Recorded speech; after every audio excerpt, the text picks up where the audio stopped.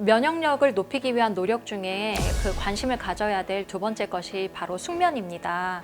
자, 현대 사회가 너무 경쟁이 치열한 사회이다 보니 뭐 벌써 학생 때부터 잠자는 시간을 줄이고 시험 공부를 해야 되고 이런 환경에서 우리가 살고 있는데요.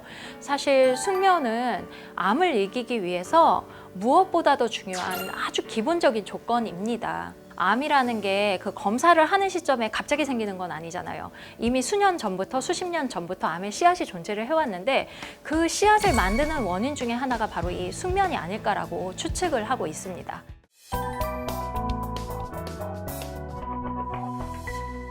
이제 숙면이 왜 중요하냐면 밤에 해가 지고 어두워지기 시작하면 멜라토닌이라는 호르몬이 분비가 되는데요. 이 멜라토닌이 활발하게 분비가 되면 노화를 막고 면역력이 상승되는 그런 효과를 가져옵니다. 멜라토닌이 활발하게 분비가 되려면요, 낮 동안에 햇볕을 많이 봐야 합니다. 즉 햇볕을 많이 보게 되면 세로토닌이라는 건강을 유지해 줄 수 있는 그런 호르몬이 활발하게 생성이 되고요. 이 세로토닌이라는 것이 변하면 밤에 이제 멜라토닌이 되는 것입니다. 그러면 숙면을 잘 취하려면 과연 어떻게 해야 될까요?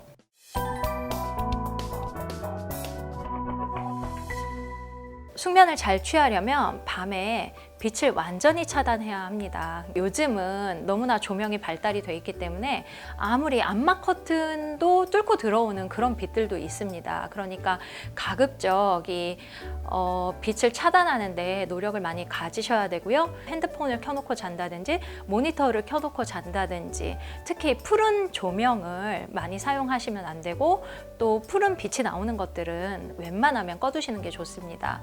그 핸드폰이 이제 그 백색 불빛을 내기 위해서 그 푸른 빛이 들어가게 되고요.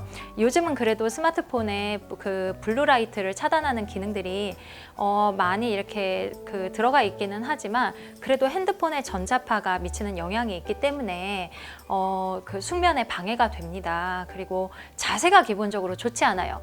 나쁜 자세로 스마트폰을 볼 수밖에 없기 때문에 그 나쁜 자세를 교정하기 위해서도 그렇고 숙면을 취하기 위해서도 그렇고 가급적이면 잠을 자기 전에 스마트폰을 들여다보는 습관은 바로 버려버리시는 게 좋을 것 같습니다.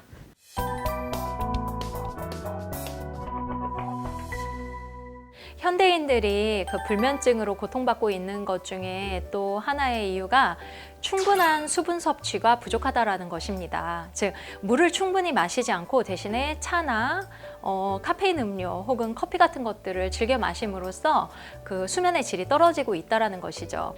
여기서 이제 물을 마신다는 것은 가급적 저희는 생수를 권하고 있습니다.